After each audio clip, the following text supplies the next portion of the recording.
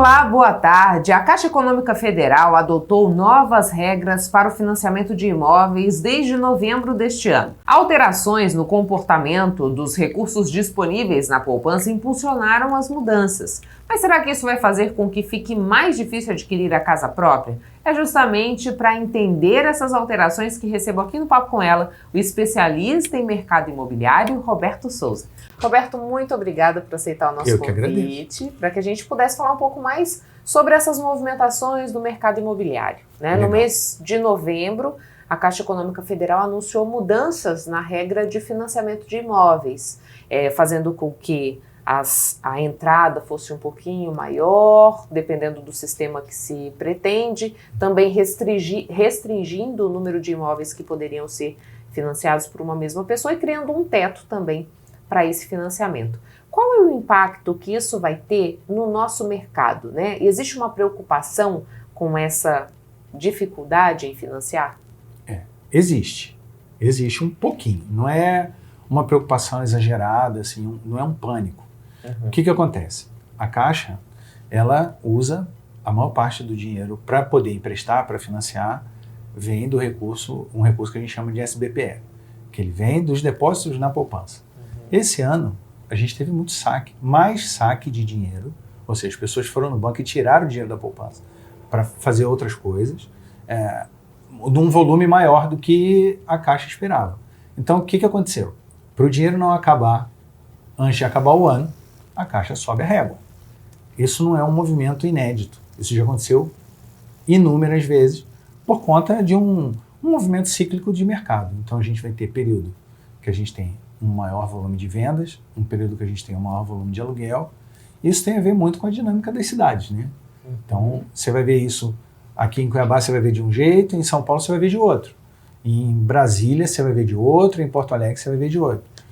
Por uma razão, o mercado imobiliário é um mercado regionalizado, porque a gente tem diferenças de clima, diferenças de estrutura da cidade, umas cidades são mais industrializadas do que as outras, umas cidades têm mais universidade que as outras, então isso tudo interfere na dinâmica do mercado imobiliário.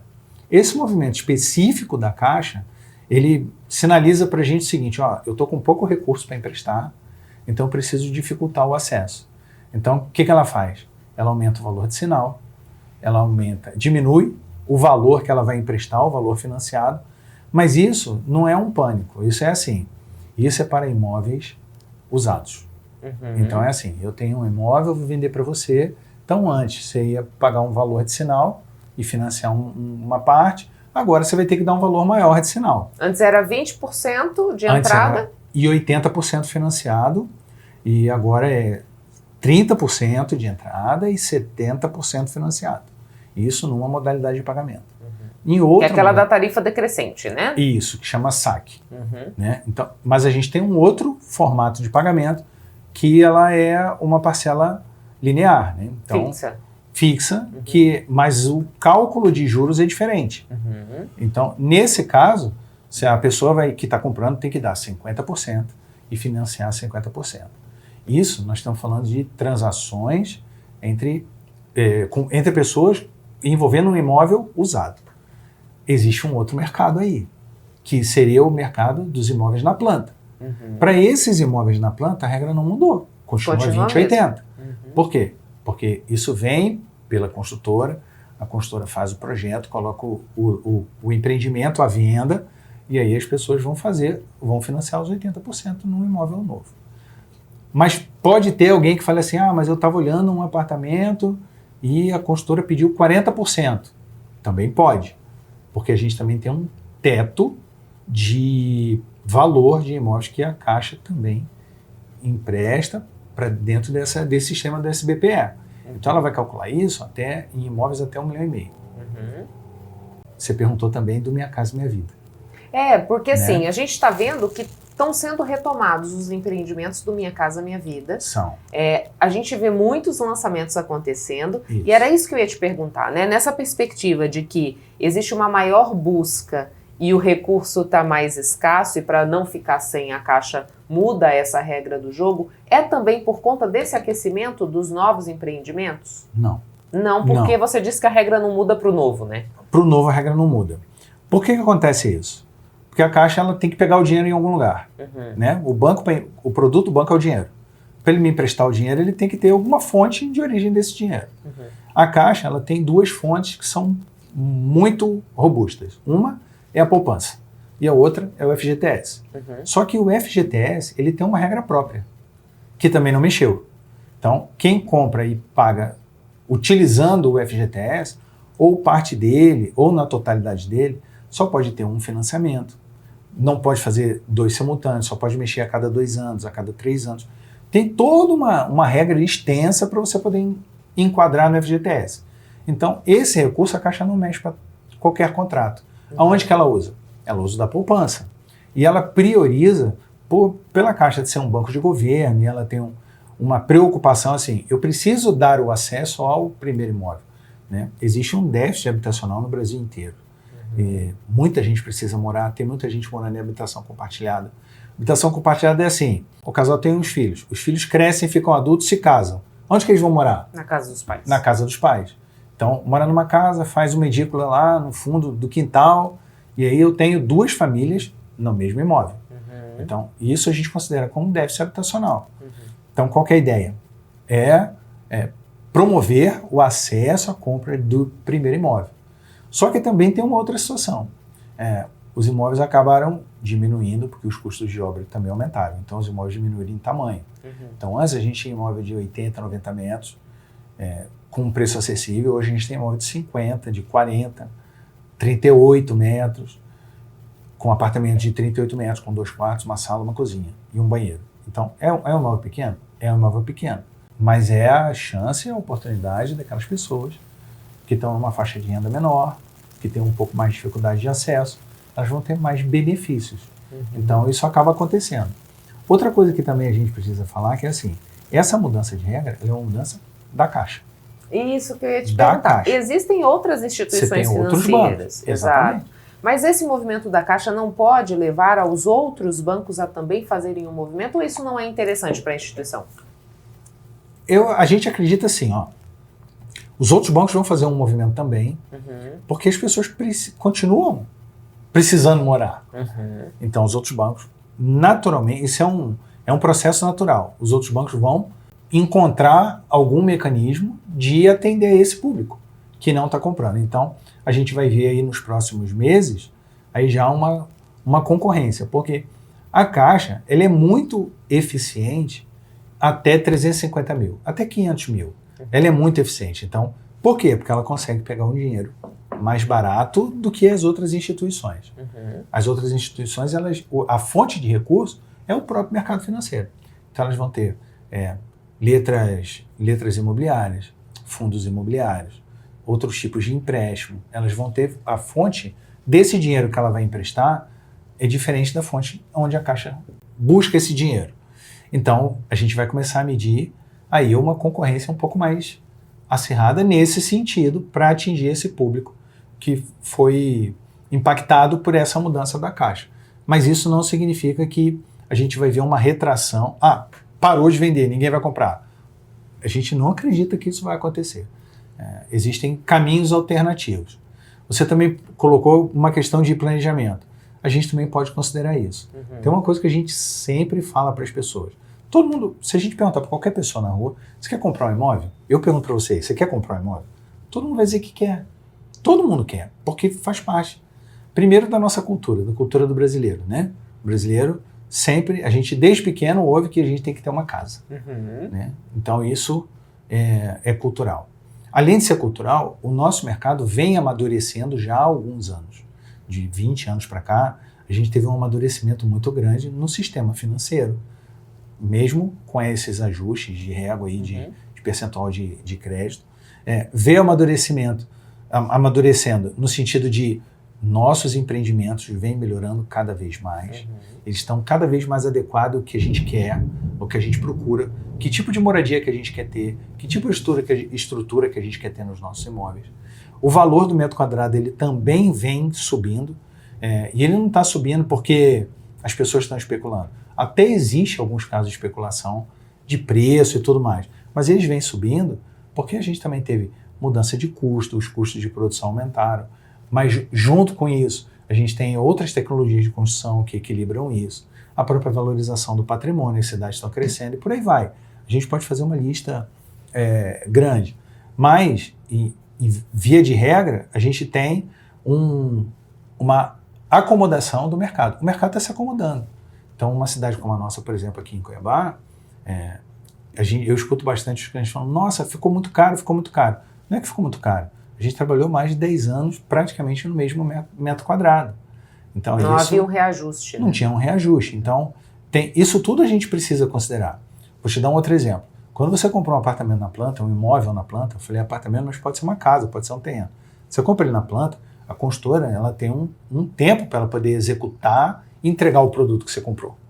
Né? Eu comprei um apartamento, comprei um terreno, a construtora precisa preparar, executar a obra para poder me entregar. Esse prazo, a construtora paga vários itens da obra, o preço dele é corrigido mês a mês. Uhum. Tem item na obra que corrige toda semana.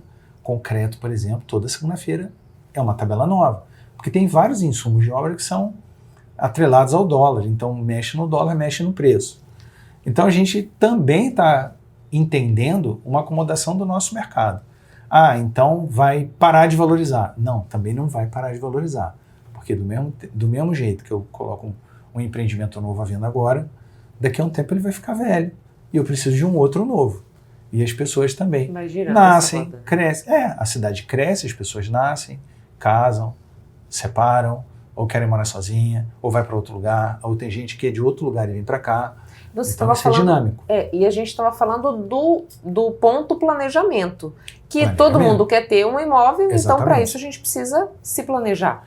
Aí a gente precisa e deve se planejar. A gente deve se planejar. A gente pode fazer um passo a passo muito rápido. Primeiro eu preciso saber o que eu quero. Eu quero uma casa ou eu quero um apartamento? Porque também acontece assim, você começa a olhar, aí tem gente que fala assim, eu preciso olhar tudo que tem no mercado. Você nunca vai conseguir olhar tudo. Uhum. Porque o que você olhou ontem, pode não estar disponível hoje. E um que você nem sabia ficou disponível hoje. Uhum. Então, assim, eu preciso definir o que eu quero. Eu já sei o que eu quero? Legal, agora eu vou fazer conta. Quanto que eu posso pagar por isso? Quanto que cabe no meu bolso? Numa compra à vista, cabe à vista? Não, eu preciso financiar. Então, qual que é o teto que eu aguento pagar? Via de regra, 30% da nossa renda é o que a gente precisa saber se a parcela cabe naqueles 30% que eu quero. A partir daí, eu vou definir uma região onde eu quero morar. Definir a região, aí eu começo a procurar. Uhum. Mas é importante a gente fazer isso. Por quê? Porque eu vou saber quanto vai custar, quanto que eu tenho para pagar, quanto que eu consigo fazer e qual que é a minha expectativa de eu vou partir para um imóvel pronto, que eu financei agora e já entro e já começo a usar, ou onde eu estou, eu posso esperar, ou eu posso alugar alguma coisa e esperar a construtora me entregar um pronto. Esse seria o caminho mais rápido, assim, da gente simplificar a ideia da compra do imóvel. Agora, Roberto, você falou sobre o aluguel e dados do IBGE mostraram um aumento de pessoas morando por aluguel. Você que está no mercado imobiliário já há bastante tempo, o que percebe nesse movimento? O sonho da casa própria ou do imóvel próprio, ele deixou de ser uma prioridade ou outros fatores se somam nesse contexto para que a gente tenha mais pessoas morando de aluguel do que na sua própria casa? É legal a sua pergunta. Por quê? Pela primeira vez na história, a gente tem 5 gerações produzindo juntas. Então a gente tem desde o Baby Boomer até a geração Z, que entrou no mercado de trabalho agora. Então, o que acontece com isso e por que eu entendo que isso é importante? A gente tem uma geração no meio, que é o Y, que fortemente entendia que comprar imóvel era bobagem. Uhum. Porque ele queria morar perto do trabalho, então ele não queria imobilizar um valor alto na compra do imóvel e ficar morando 20 anos, 30 anos no mesmo imóvel. Ele entendia e entende, boa parte dessa geração entende isso ainda, que ele pode ir alugando. Então, a gente tem um mix de coisas aí. Então, a gente tem, primeiro, uma certa insegurança em assumir um compromisso longo. Uma parte da população que pode comprar imóvel falou, peraí, deixa eu entender melhor essa dinâmica econômica do Brasil e fora. Hoje, o que acontece lá fora interfere aqui, né? A gente está globalizado já, então esse é um fator. O segundo fator é aumento natural dos preços que a gente falou ainda há pouco. Aumento natural. Acompanhamento dos custos e aumento do preço. Um terceiro fator que a gente está vendo também, as pessoas estão mudando muito de cidade. A gente tem uma migração muito grande. Vou dar um exemplo. Antigamente a gente fazia faculdade, universidade aonde? Na cidade que a gente nasceu, onde a gente morava. Hoje eu faço uma prova e eu posso escolher estudar em qualquer lugar do Brasil, qualquer uma das universidades que fazem parte do Enem. Antigamente, para eu ir prestar vestibular para uma universidade em outro estado, eu tinha que me deslocar para lá, fazer a inscrição, depois voltar a fazer a prova, para daí, né, eu ir cursar. Se eu fosse aprovado, eu ia cursar.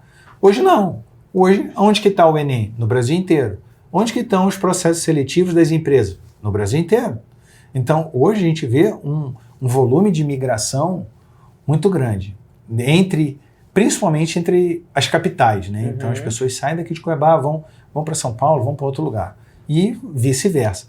Então, geralmente as pessoas deixam para fazer a aquisição quando elas entendem que não, é aqui que eu quero ficar. Aí elas partem para uma aquisição, né? Então, geralmente, quando tem essa migração, o primeiro ano, o segundo ano, essa pessoa vai morar num aluguel, a partir daí ela vai tomar uma decisão. Pode tomar uma decisão antes? Pode. E o último item a gente tem outros investimentos. Então, assim, não é só o investimento em imóveis. Tem período que bolsa de valores fica mais interessante. Então, aquele investidor que é mais agressivo, quer correr um pouquinho mais de risco, ele coloca mais dinheiro lá do que no mercado imobiliário. Via de regra sempre deixe uma parte dos seus investimentos no mercado imobiliário. Mesmo que seja num imóvel que você está comprando para alugar, que aí você vai ter aí uma renda passiva. Muito obrigada pelas informações. Tá, eu que agradeço. A Ordem dos Advogados do Brasil, Seccional Mato Grosso, tem atuado na promoção da justiça social para a população negra. E é sobre isso que a gente conversa agora com a presidente da Comissão de Defesa da Igualdade Racial da OAB Mato Grosso, Roberta de Arruda.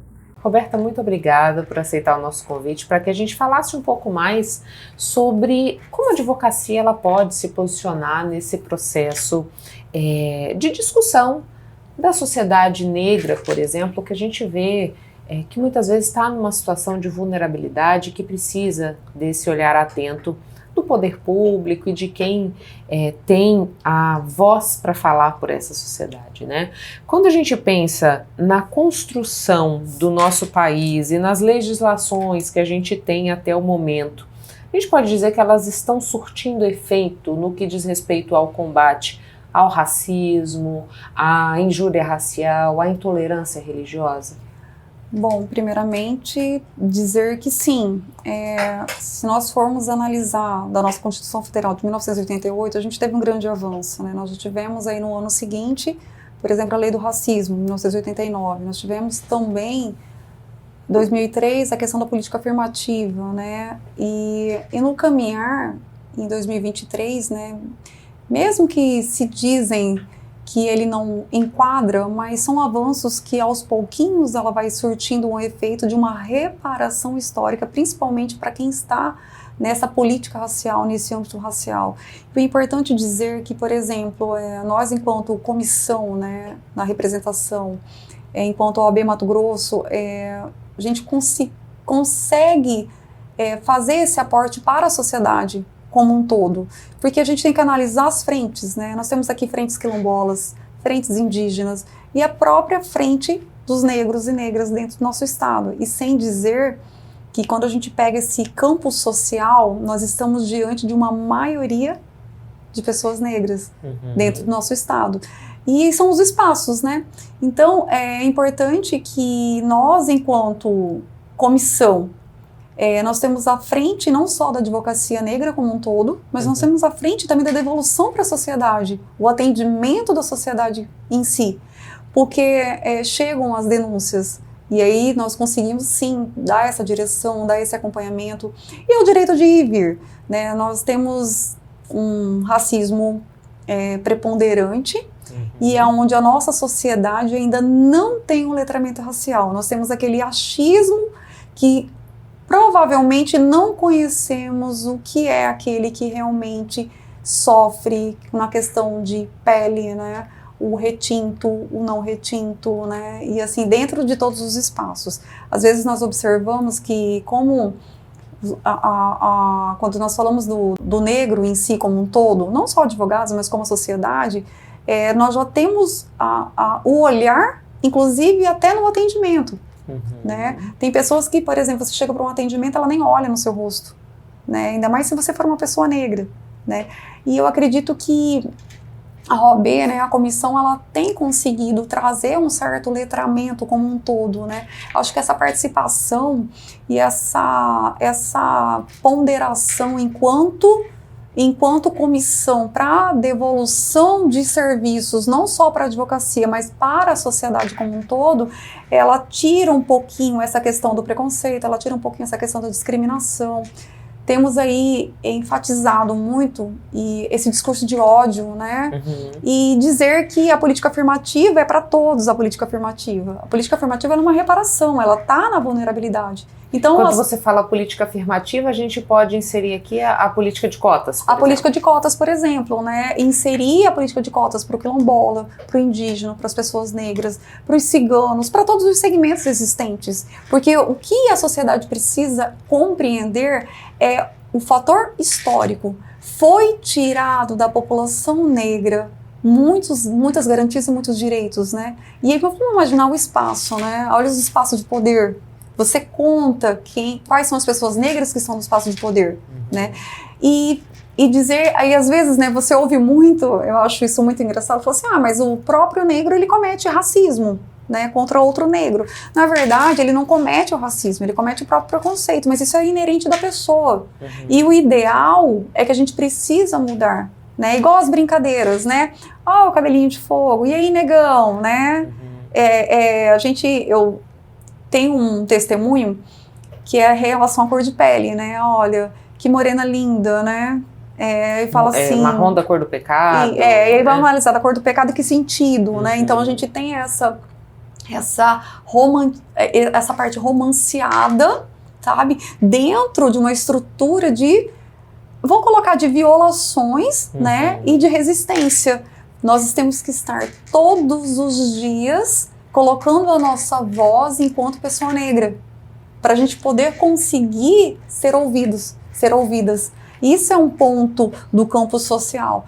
Mas a particularidade como um todo, a gente observa que nós estamos sempre devolvendo para a sociedade os acompanhamentos em relação às abordagens policiais, em relação ao trabalho, saúde, emprego. Recentemente, por exemplo, chegou para nós uma denúncia em relação aos critérios utilizados pela Secretaria do Estado de Saúde em relação à banca de área de identificação, aonde se observou nas classificações gerais que somente as pessoas que se inscreveram por cotas foram enviadas para os lugares mais longínquos do nosso estado. Então, isso tudo reflete em algo, porque eu, enquanto negra, que tive uma excelente pontuação, não pude, por exemplo, ser classificada por cotas em Cuiabá, eu tive que ser colocada a uma distância de 1.000 quilômetros, um exemplo, né? Então, todo esse fator de devolução à advocacia, né? Nós, enquanto comissão, a gente consegue fazer esse acompanhamento, consegue dar os direcionamentos, e lembrando que nós, enquanto comissão, nós não temos poder de polícia. Nós, enquanto comissão, nós não estamos ali advogando para a sociedade em si, mas a gente consegue sim dar esse direcionamento, dar esse posicionamento, levar quem de direito e o que você pode aprender e buscar. Mas a voz da OAB, ela é muito ouvida, né, Roberta? Eu acho que esse é um fator preponderante nesse agregar a essa luta. Quando você fala do letramento racial, quão distante a gente está de um processo ideal? Nós estamos muito distantes. O importante dizer que, às vezes, nós temos fala de dizer, por exemplo, essa vaga é para cota. E a gente tem muitas pessoas, né, que dizem, mas eu não entendo o porquê. O porquê que tem que ter vaga específica para negros e negras, entendeu? Isso não é discriminação? Automaticamente já vem esse discurso de não entendimento em relação ao que está lá historicamente. E a gente precisa entender que quando eu falo dessa forma histórica, a gente vive uma falsa abolição até os dias atuais. Os nossos espaços, eles são tolhidos, porque é muito mais difícil.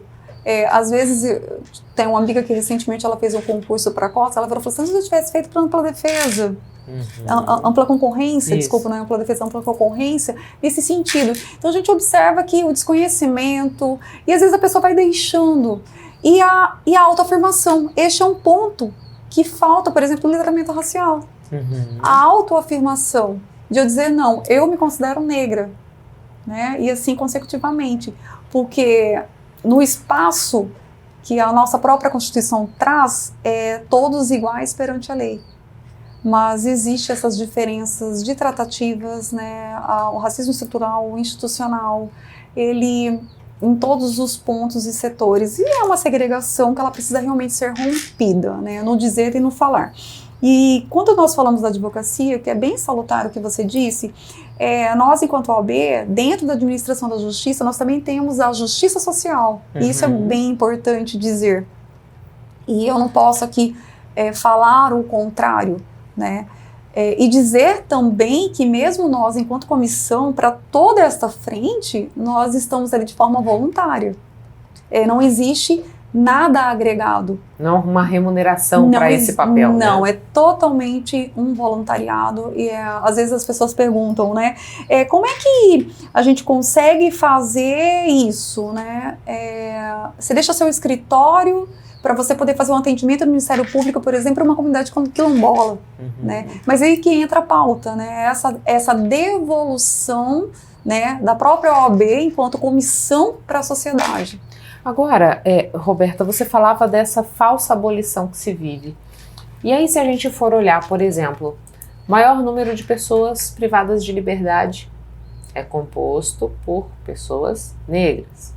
Se a gente pensa em violência obstétrica, as maiores vítimas são mulheres negras. Se a gente pensa em assassinato de mulheres, as maiores vítimas são mulheres negras. Assassinatos em geral, a maioria desses assassinatos são de jovens homens negros. Então, por diversos indicadores numéricos que são sistematicamente levantados na nossa sociedade, seja pelo IBGE, seja pelos anuários de segurança pública, a gente tem essa realidade que você botou pra gente de falsa abolição retratada. Sim, para ver que o próprio anuário da segurança pública, ele traz todos esses recortes, né?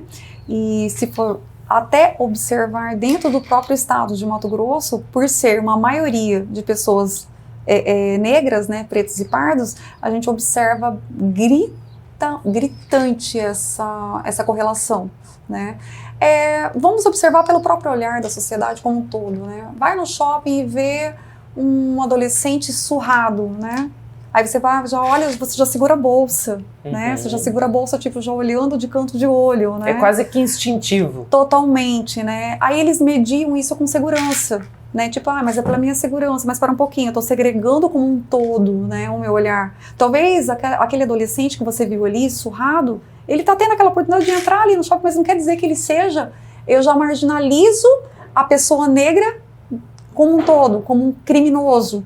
E é isso que a gente precisa realmente, e o que falta é o letramento. Eu digo assim, nós temos que falar de racismo todos os dias, porque não falar dele é a mesma coisa que alimentá-lo. Então a gente fica alimentando, então a gente precisa alimentar para que a sociedade consiga entender o que é o racismo propriamente dito, né? Não basta ser não basta ter uma luta que seja contra o racismo. É preciso ser antirracista. Antirracista, com certeza. O que é ser antirracista? O que é ser antirracista é não propagar e não propagar os atos que eram corriqueiros, desde historicamente dizendo, né? Por exemplo, eu utilizar a palavra denegrir, né? Eu posso utilizar por uma outra forma de dizer. Feito nas coxas também é uma expressão. É uma né? expressão. E às vezes nós observamos que essa parte segregadora do não. Eu não digo nem pelo não conhecimento, porque hoje em dia nós entramos no Google, a gente acessa o que quer e outra coisa. Até as crianças, né? Ninguém nasce racista. Então a gente fala que a implementação da lei em 2000 desde 2003, ela precisava e ela precisa ser implementada. Porque ela já existe, é colocada em prática. Porque se você vem com essa cultura, porque a criança ela não nasce racista, a expressão dela é de como ela é criada, de como ela é educada. Né? É igual você tá numa oficina de crianças e você dá diversos lápis de cores e ela pegar um lápis tipo marrom e falar assim, esta cor marrom é a cor X. Não, a minha cor de pele é bege. Define cor de pele, melamina, com lápis de cor. Né? Então você vê que isso já vai sendo segregado desde a infância. E é a proteção, a gente precisa proteger as nossas crianças. E se elas tiverem essa educação de base, se isso realmente concretizar, você pode ter certeza que esse letramento ele vai ocorrer, ele vai acontecer e eu falo que eu não peço a igualdade, mas a gente precisa dessa equidade racial. Essa equidade ela precisa ser racionalizada para que ela consiga realmente, a gente conseguir caminhar e essa falsa abolição ela realmente vir a acontecer e ela deixar de ser segregada, ou seja, deixar de existir. Acho que uma fala que coaduna com isso que você está dizendo para a gente, tive a oportunidade de entrevistar recentemente um professor que falava sobre a prova do Enem, né? E aí ele dizia assim, aí lá pelas tantas ele fala do novo ensino médio, eu falo assim, professor, qual é a avaliação que o senhor faz? Foi bom ou foi ruim? Ele falou assim, depende de onde você está, depende da escola, depende da estrutura que é dada nessa escola. Se for uma escola que vai te oferecer laboratórios, vai te oferecer todo um contexto de material didático para que você explore isso, é maravilhoso. Mas, por exemplo, hoje na escola particular a gente tem 7 aulas de matemática. Na escola pública a gente malemar tem 4. E quem que é a maior clientela da escola pública? Quem está na vulnerabilidade social. Quem está na vulnerabilidade social. Então, tem como eu dizer que essa pessoa que está na escola particular, ela tem a mesmíssima condição de quem está na escola pública? Não dá, né? Então, é a partir daí que a gente precisa pensar nessa equidade mesmo. Isso mesmo. E um ponto bem importante que você puxou, olha que interessante, é a militarização das escolas. Né? Automaticamente, ela tira aquele campo, isso já chegou para nós diversas denúncias, né, de acompanhamento, ela tira do campo as crianças que estão ali para trazer aquelas outras de outros pela qualidade, porque tem uma prova. Então, se você não for bom o suficiente, você não entra ali. E aí a gente observa que essa questão do ensino é bem salutar, esse posicionamento que ele colocou, de como você vê, o quanto é regionalizado isso e comunitário, né? Como é que você tira esse espaço de garantia deste estudante? Porque eu acredito que o ensino, ele tem que ser igual para todos, né? Não importa se é público, não importa se é privado, ele tem que te dar esta oportunidade. E a gente está dizendo da importância da educação para combater esse racismo que é estrutural ainda. E começa-se dessa forma, por exemplo, o letramento. Muito obrigada pelas informações, Roberta. Imagina, eu que agradeço. Marjorie teve sensibilidade para perceber a alta aceitação do mercado brasileiro para os perfumes árabes e não perdeu tempo. Resolveu montar o próprio negócio marcado por autenticidade e inovação aqui em Cuiabá. Marjorie conheceu o fascinante mundo dos perfumes árabes através de seu marido. Curiosa, decidiu se aprofundar neste universo e se surpreendeu a descobrir a sua riqueza e as inúmeras vantagens dessas fragrâncias, conhecidas por sua durabilidade, sofisticação e exclusividade. Inspirada por essa descoberta, Marjorie resolveu transformar sua paixão em um negócio próprio. Uma das iniciativas de trabalhar com a perfumaria árabe foi através do meu esposo. Ele é apaixonado por perfumes. Nas viagens que ele faz, ele sempre busca, né, aumentar o estoque dele de perfumes. Eu sempre fui apaixonada por perfumes, mas comparando com ele, eu achei que ele é mais do que eu.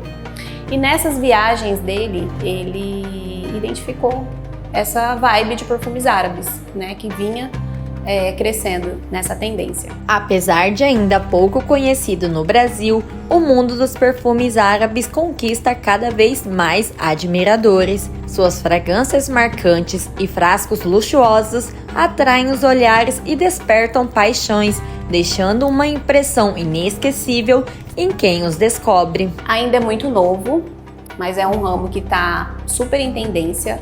Então, como se trata de novidade, diferente, frascos luxuosos, chama bastante a atenção. Pessoas mais tradicionalistas, elas ainda gostam dos perfumes tradicionais, de nicho, que está mais conhecido no mercado, mas gera sim uma curiosidade, e quem tem a oportunidade de conhecer o perfume árabe se apaixona. Os perfumes árabes são conhecidos pela riqueza de suas fragrâncias intensas e fixadoras, o que desperta o interesse e encanta as pessoas que os experimentam. A diferença da perfumaria árabe é que eles investem bastante em aromas, em fragrâncias diferentes, marcantes, frascos luxuosos, e a fixação deles são maior do que as tradicionais. Então tem muitos perfumes zero álcool, 100% aromas, 100% fragrâncias. Então isso faz com que o perfume fixe mais, você exala mais o perfume. É uma experiência olfativa maravilhosa. Eu falo que quem entra aqui na loja se apaixona por cada fragrância que eu apresento. E eu também tento trabalhar de forma personalizada com cada cliente e auxilio descobrindo o gosto do perfume, que às vezes o cliente vem em busca de um perfume doce e aí descobre que gosta de um perfume mais floral ou cítrico.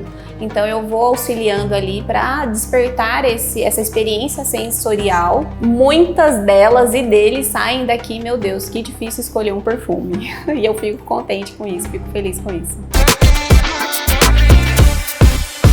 Depois de uma longa caminhada entendendo os anseios de suas clientes, Carol Bispo se aprofundou ainda mais nos pilares fundamentais para a estruturação de uma imagem coerente com os objetivos traçados. Unindo vários saberes, surge a engenharia da beleza. A engenharia da beleza nasceu através de vários saberes científicos. Então temos aí teorias de Hipócrates, que são os temperamentos, Carl Jung, que são os arquétipos, neurociência e psicologia.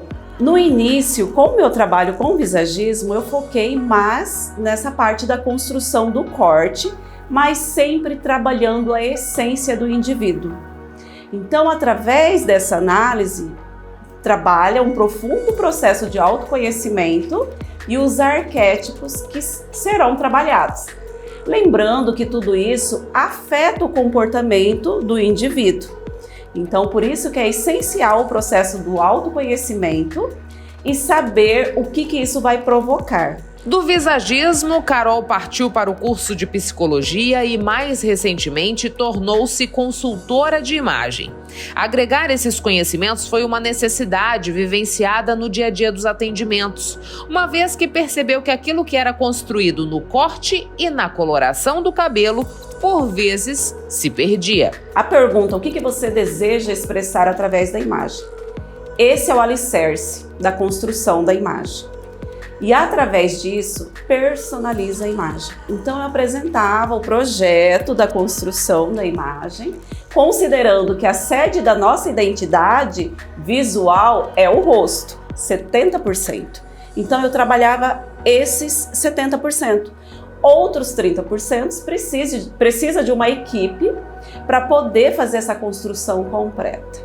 Só que quando chega nas mãos de um profissional que não tem esse conhecimento de saber a essência da pessoa, acaba que segue padrões. E aí tudo que é conversado, planejado ali inicialmente, estava se perdendo. Então, essa construção ela ficava comprometida, consequentemente afetando o comportamento e, consequentemente, o meu trabalho se perdendo. Então, a engenharia da beleza é uma hierarquia. É preciso entender o que está ali no projeto, o que será construído e cada um contribuir, mas com foco principal no ser. Quem é você? Qual que é a sua essência? O projeto que foi pensado inicialmente, então ele precisa ter início, meio e fim. E que nós não temos fim, né? Porque o indivíduo ele passa constantemente por um processo de mudança. Mas a partir do momento que você sabe quem é você, aí é você que toma a direção. Então, a engenharia da beleza, eu ensino como a pessoa ser autora da sua beleza. sem seguir padrões. Mesmo que depois ela não vai estar mais comigo, mas é ela que vai estar na direção de toda essa construção. Todo o processo precisa estar sob o alicerce do autoconhecimento. A pessoa que passa pela consultoria deve entender a sua essência para poder externá-la. É isso que torna a mensagem eficaz. E através disso, trazer na comunicação visual essa intenção da pessoa. Porque o que está acontecendo muito hoje? Eu vou buscar uma consultora, ela tem domínio sobre estética e harmonia, é importante, mas não basta você entrar só com essa estética e harmonia e no final não fazer sentido.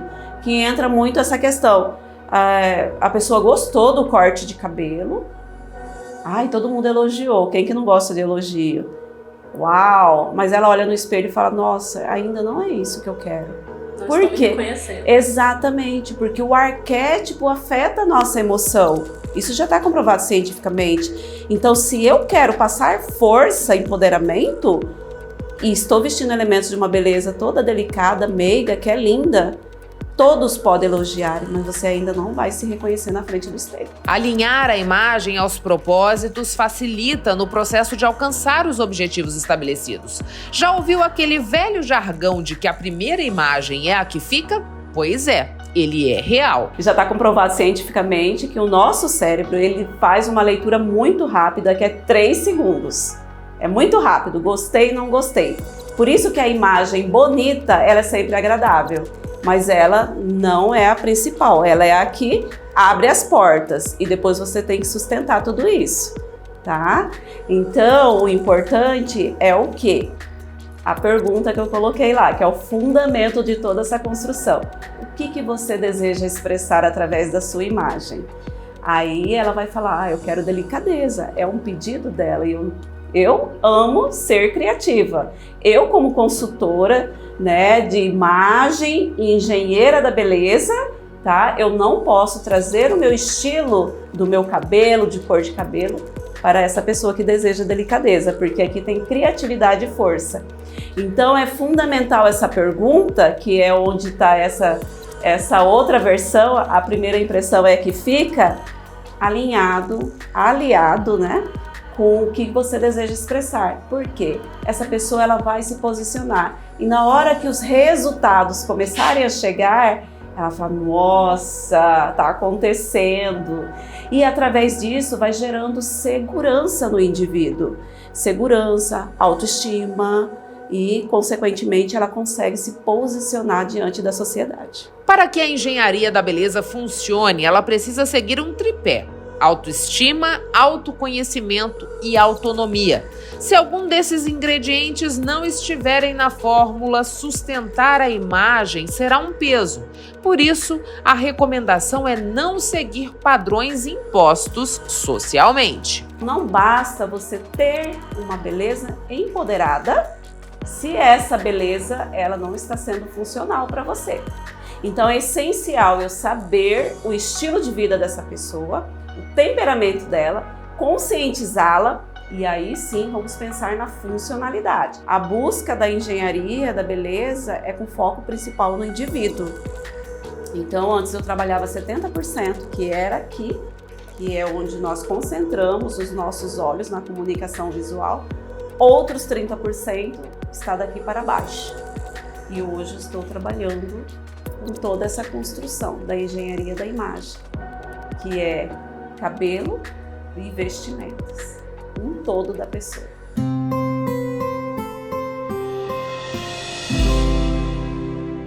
Hoje o Papo Poesia é protagonizado pela imortal Lindinalva Rodrigues, ocupante da cadeira 37 na Academia Mato Grossense de Letras. O poema escolhido foi 18 Horas, de Walter Gomide. 18 horas. 18 horas na cama. A vida fica estranha. Tudo morre aos poucos. Dias ficam loucos. 18 horas na cama. A morte pega sanha. A vida fica oca e a razão torna-se pouca. Mas vem a 19ª hora. E aí a vida acorda e dá o grito. jogue a morte fora, pois de mim você é filho.